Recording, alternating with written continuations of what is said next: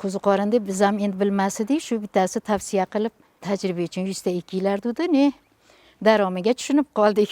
Keyin 200 ta qildik. Bu shunaqa yaxshi narsa ekanki, shu jicha nozik tomoni jinday temperaturasini, namligini to'g'irlab olsangiz, tezda bo'ladigan, tezda daromga kiradigan narsa ekan.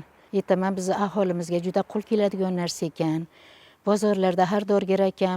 Shuning uchun ko'pchilikka shuni tavsiya qilaman men. Aholimiz shu ham bozorimiz mo'l-ko'l bo'ladi, ko'payadi mahsulot, ham odamlarda yashash sharoiti ham yana ham yaxshi bo'ladi. Mana ishim yo'q, ish yo'q edi deb yurganlarga juda ham qo'l keladigan narsa. Bu veshinka turi. Veshinkasi bor, ne shampinyon degani bor ekan. Bu shampinyonni jicha endi bizni vodiyda kamroq ekan. Bu ko'proq vohalarda ko'p ekishar ekan, Toshkentlarda. Yetishtirish ham boshqacharoq tur ekan. U jicha nozikroq ham ekanligi. Shuning uchun u ancha qimmatroq ham ekan.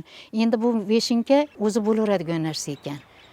Bu tez rivojlanar ekan, tezda yetilar ekan. 22-kunlarida uzishni boshlaysiz, 2 kundan keyin yana uzasiz. Keyingi etapiga yana mana bloklarga urug'ni tashlab qo'ysangiz, uni inkubatsiya davri bo'lib turadi. Narigiga ulanib turadi. Shu boring avgustdan eksangiz to aprelgacha 4 marta, 5 marta navbatma-navbat eksangiz yaxshi darom qiladigan narsa ekan. 500 ta, 1000 ta ekadigan bo'lsangiz, juda katta darom bo'ladi. Bizniki endi masalan bir olib borishganda 30 mingdan ham bo'ldi kilosi, 25 mingdan ham bo'ldi kilosi.